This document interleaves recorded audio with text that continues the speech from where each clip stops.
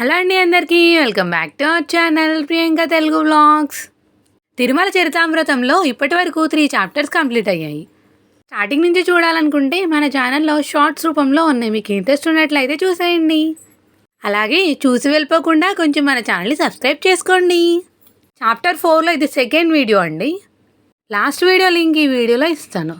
శుకుడు మొదలగు మునులు, భృగు మహర్షి తపస్సంపన్నులు, ప్రహ్లాదుడు మొదలగు పరమ భాగవతులు పుణ్యప్రదమైన ఈ పర్వతమును శ్రీ మహావిష్ణువు మరొక శరీరంగా తలచి దానిని పాదములతో తొక్కుటకు భయపడి ఆ పర్వతానికి సమీపంగా నివసిస్తూ ఆ కొండ నుండి పారే తీర్థధారలలో స్నానాలు చేస్తూ తర్పణములు ఆచరిస్తూ ఆ శ్రీమన్నారాయణుని సాక్షాత్కారం చేసుకున్నట్టుకు తపస్సు చేస్తున్నారు.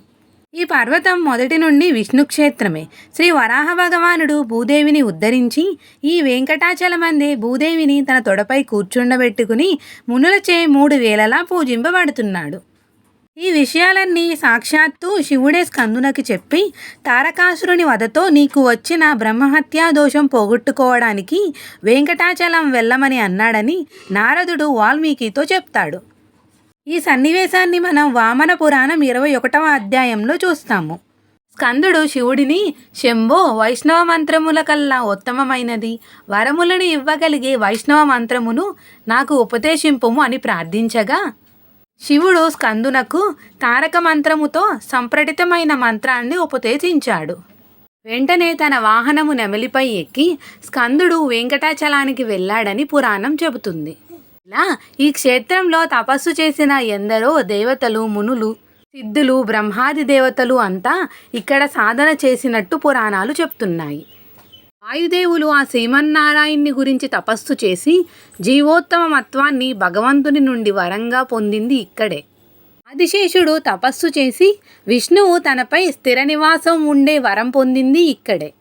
స్కందుడు ఇక్కడ తపస్సు చేసినంత మాత్రాన ఇది స్కందక్షేత్రం అయితే వాయుక్షేత్రం ఎందుకు కారాదు, శేషుని క్షేత్రం ఎందుకు కారాదు?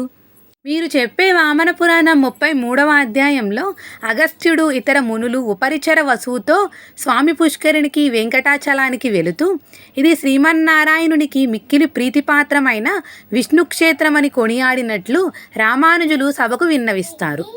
అలాగే పద్మపురాణంలో శుకుడు ఇది గొప్ప విష్ణుక్షేత్రమని తెలిసే కదా ఇక్కడికి వచ్చి ఆశ్రమము నిర్మించుకుని తపస్సు చేసింది.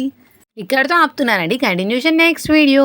ఇక్కడ వరకు చూసారంటే వీడియో ఎంతో కొంత నచ్చే ఉంటుంది కదా. వీడియోని లైక్ చేసి మీ ఫ్రెండ్స్ అండ్ ఫ్యామిలీకి షేర్ చేయండి. Please subscribe to our channel. Thank you for watching.